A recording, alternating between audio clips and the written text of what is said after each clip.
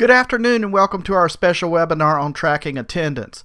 The first portion of today's webinar has been pre-recorded for easier presentation, but please submit any questions you have in the chat and I'll answer them immediately after the presentation. My name is Michael Edwards, and before we get into showing you the system today, I'd like to take a quick break for story time. Once upon a time, not so long ago, the citizens of Disney were working happily away.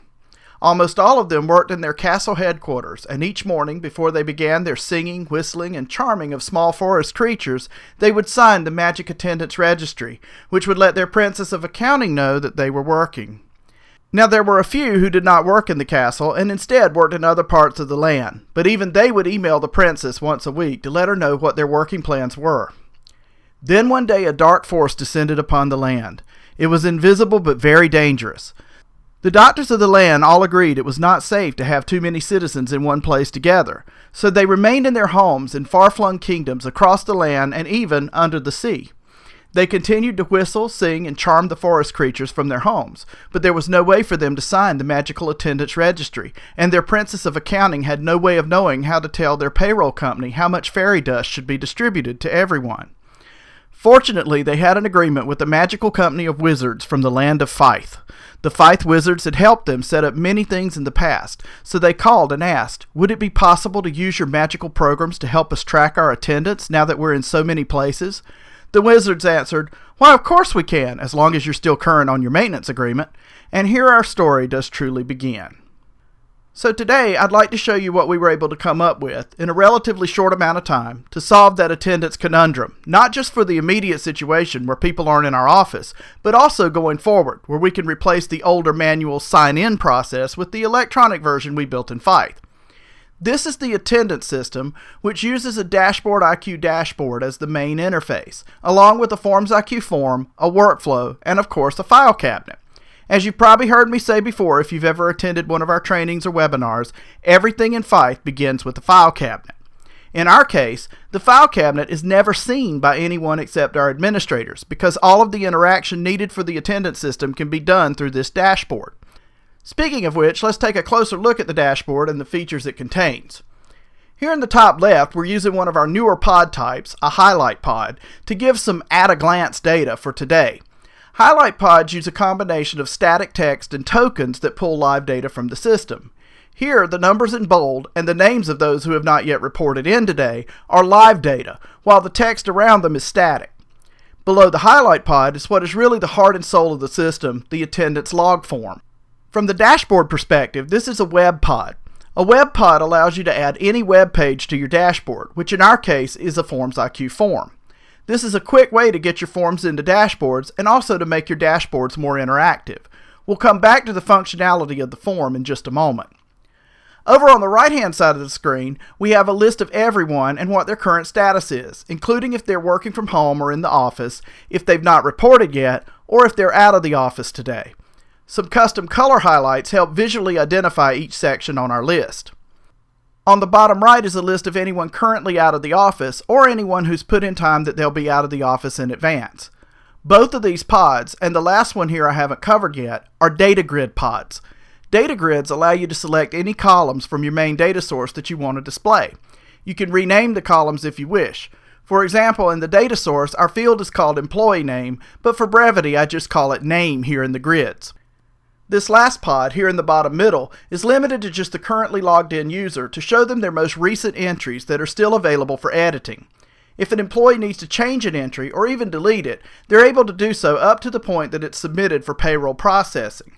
The number of dates available will vary depending on when payroll is submitted. The Edit Entry hyperlink will launch the previously submitted form, allowing the user to make changes, while the Delete entry will launch a new form that allows the user to mark that date's entry for deletion, which is handled by the workflow. Now let's look at our attendance log form. The date is automatically filled in on this form with the current date, but it can be changed if an entry needs to be submitted for an upcoming date, such as putting in vacation days, or if you missed a date and need to put in an older entry.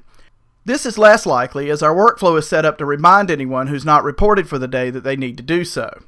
Below the date are options to pick today's schedule, be it for a full or normal workday, a partial day, using a full paid time off day, or using comp time. Choosing a partial day opens up options to select the number of hours you're planning to work for the day. The remaining hours are calculated as paid time off. So if I indicate I'm working 6 hours today, the remaining 2 will be entered as paid time off. Once you choose a schedule, and I'm going to select full day here for today, your current location will populate. The form is set up to automatically populate your previous choice for either full day or partial day, or to default to out of office for PTO or comp time. Finally, you can put in some comments that will display on the dashboard for your fellow coworkers. So if I was working a partial day, I might put something in like working from 8:30 to 12:30 to let people know when I'll be available. Your name, email, and contact number are automatically shown here below, and once you submit, both the form and the dashboard will automatically reload to change your status and, here on the form, indicate that you've now put an entry in for the day and that any changes will need to be made through the Edit Entry link in the My Daily Entries pod. This prevents duplicate forms from being submitted for the same date. You might notice that the Submit button has disappeared. I want to point out here that while there is a bit of SQL magic going on to do all of the calculations, autofills, and prevention of duplicates, this entire form was built using core functionality included in the Forms IQ tool, including the ability to hide and show fields and messages as needed, and conditional validations. An example of a conditional validation would be that when I choose my location as a customer visit, I'm required to put in comments about which customer I'm visiting. I'd like to now share another dashboard built for this process, but this one was built just for the accounting department. This dashboard, also using a data grid and a web form, allows our accounting department to filter the report to the date range needed for payroll and either view the data here in the dashboard or download it as an Excel spreadsheet. Clicking on any employee name provides a drill down that allows the accounting department to edit any entry, whereas on the main attendance system dashboard, employees can only edit their own entries. Also, this dashboard includes our lock form, which allows accounting to lock previous entries once they've been submitted to payroll. Finally, and this is for all you workflow administrators out there, I'll show you the workflow behind this system, which handles quite a few tasks. First, this initial router determines whether the submitted form is a daily entry, a deletion request, or a lock request, and then it routes the items accordingly. There's a finishing touch assigned to each one of these hub tasks to complete the requested action. The next router determines if the request is for comp time. Since comp requests must be approved by managers, they're routed here to the manager, who receives an email asking them to approve the request. Once reviewed, the requesting employee receives an email letting them know if their request was approved or not. This next router checks to see if the entry is for the current date or not. The system relies on a document status of either active or retired to help display the entries for the dashboard, so any entries submitted for a date other than today are marked as part of this process. Entries for past dates are immediately marked as retired, while entries for future dates are put on hold in this wait for task until the current date matches their submitted date. The entries then flow to this router, which determines if the form is for one of the in entries, such as a full day or a partial day, or one of the out entries, such as PTO or comp time. The entries then flow to a wait for queue for the current day. The current day's entry is left with the status of active until a new entry is received for the employee. Each night, the current day's entries are marked by this finishing touch as not reported and moved to this wait for task. If the employee does not put in a new entry by 5 o'clock p.m. the following workday, then they're sent a reminder to put an entry in using this wait for, which continues to email them until they get their entries current. Once the new entry is received, the previous day's entry is moved to the end of the workflow, where it exits the process. There are a combination of finishing touches executed as items leave each task, automated hub tasks, wait for tasks, conditional routes, and deadline routes. The overall management of the attendance system is now largely automated and handled by the workflow, instead of being a manual, people-driven process. So while the need for this process arose out of the current situation we're all in, once things are back to normal and folks are back in the office more, this process can continue to be used to make things easier and more efficiently managed for all involved. That brings us to the end of this presentation, but I'd be happy to answer any questions you have at this point. All right, so that was our presentation, and if there are any questions out in the audience, if you want to put them in the chat, we'll be glad to answer them. Lots of cool stuff there that we were able to come up with, though, for this attendance system. And one of the questions that I did have asked or previously was if there's any training available for these. And there is out on our community.feith.com site, and I hope everybody has a membership there. There are several training videos related to both to all of these elements, to how to create a file cabinet, to creating workflows, to creating forms, lots of information on the forms, and also dashboards. So we just recently added some training on dashboards out there. So if you're a Feith administrator, go check that out. You'll learn a lot about those different things. Now, some of the stuff that we got into when we were building this process was a little bit more involved than we go into in those general trainings. So we try to give you the ideas in the training videos and then let you learn it. And then if you wanted to get really deep into some of the SQL and things like that, a lot of people who are Feith administrators know that stuff anyway.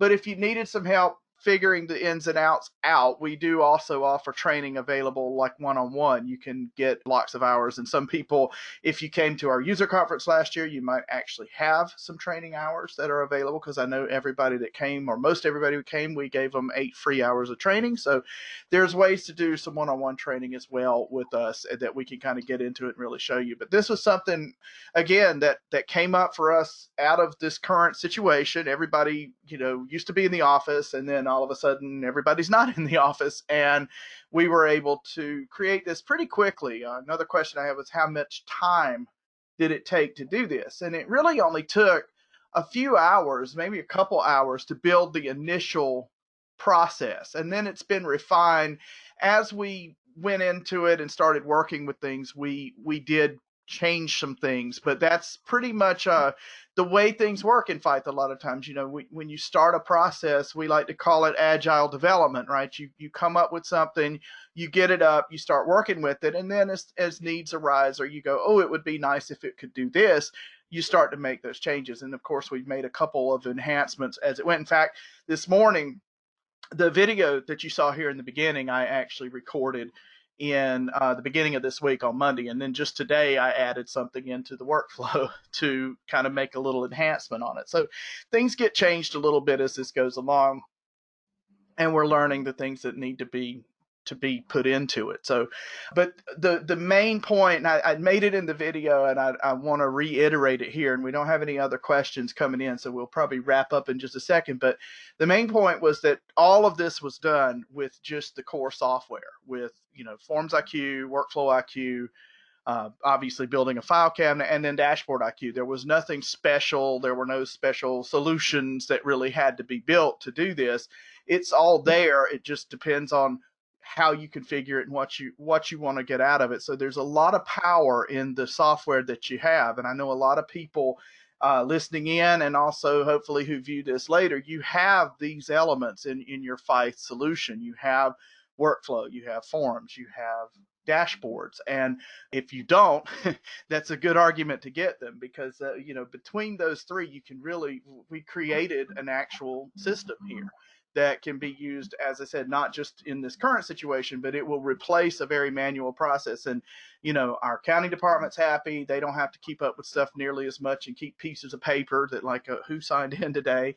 And we're happy, because it makes it easier for us to, and especially for me, because I'm actually remote.